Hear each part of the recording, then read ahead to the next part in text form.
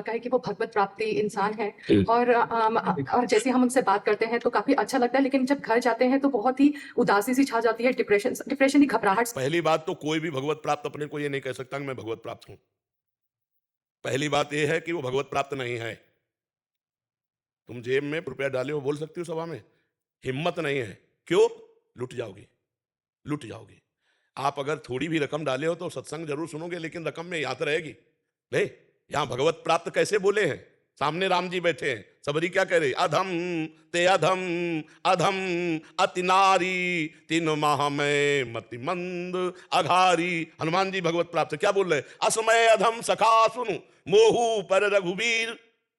अहंकारी भगवत प्राप्त होता है। मैं भगवत प्राप्त हुई, अहंकार है और उसको भगवत प्राप्ति है। किसी ने पूछा किसी भगवत प्राप्त महात्मा से, आपको भगवान मिल गए? सच्ची बता ना, आपको भगवान मिल गए? तो उनका हम एक दोहा सुना देते हैं, बस समझ लीजिए। जब मैं था तब हरि नहीं, अब हरि है मैं नाही, प्रेम गली अति सांकरी, तामे दो न समाई। वो अनंत है इसलिए हां नहीं बोल सकते, वो अनंत है इसलिए हां नहीं बोल सकते, और उसके बिना हम जी नहीं सकते इसलिए हम ना नहीं बोल सकते। अब तुम्हारी समझ हो तो पकड़ लो, ना समझ हो तो ना पकड़ लो। जैसे आप बोली ना, ऐसे कई बोली। बिल्कुल नौटंकी नाटक में मत फंसना। भगवत प्राप्त में सबसे पहले लक्षण ही होते हैं काम क्रोध मदमान न मोहा, लोभ न क्षोभ, राग नहीं द्रोहा। भगवत प्राप्त का मतलब समझती हो? श्री सुखदेव जी को भगवत प्राप्ति जब हुई तो अब ये प्रमाणित कैसे करें कि भगवत प्राप्ति हो रही? यही भगवत प्राप्ति, क्योंकि जो भगवत प्राप्त प्रमाण देना तब तो भगवत प्राप्ति हुई। अब वो जनक जी के पास श्री व्यास देव जी ने भेजा सुखदेव जी को, तो 7 दिन ये देखो भगवत प्राप्ति की परीक्षा हो रही कि आपको भगवत प्राप्त है कि नहीं। 7 दिन दरवाजे पे खड़े रखा और रोज पूछते उनके आकृति में कोई परिवर्तन।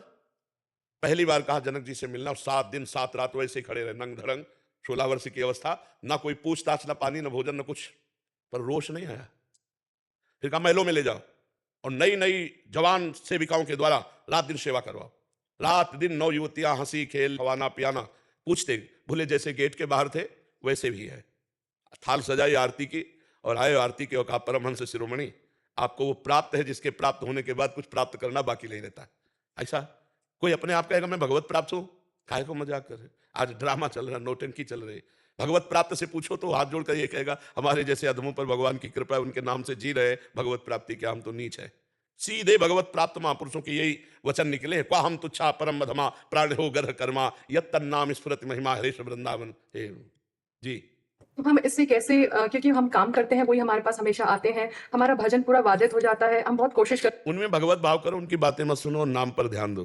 भगवान का नाम ध्यान में रखो और सब में भगवत भावना करो, ना किसी की निंदा करो, ना किसी का संग करो। बहुत संभाल कर अपने आप को रखो। भजन मार्ग में चरित्र पवित्र हो तभी भगवत प्राप्ति के योग्य हो। चरित्र भ्रष्ट ना आदमी न पुरुष स्त्री, कोई चरित्र भ्रष्ट भगवान को नहीं पा सकता। अबलग चरित्र भ्रष्ट रहा लेकिन अबलो नसानी अब ना सही हो तो प्राप्त कर लेगा, लेकिन चरित्र भ्रष्ट भगवान को नहीं प्राप्त कर सकता। बहुत सावधान रहना, कलयुग है।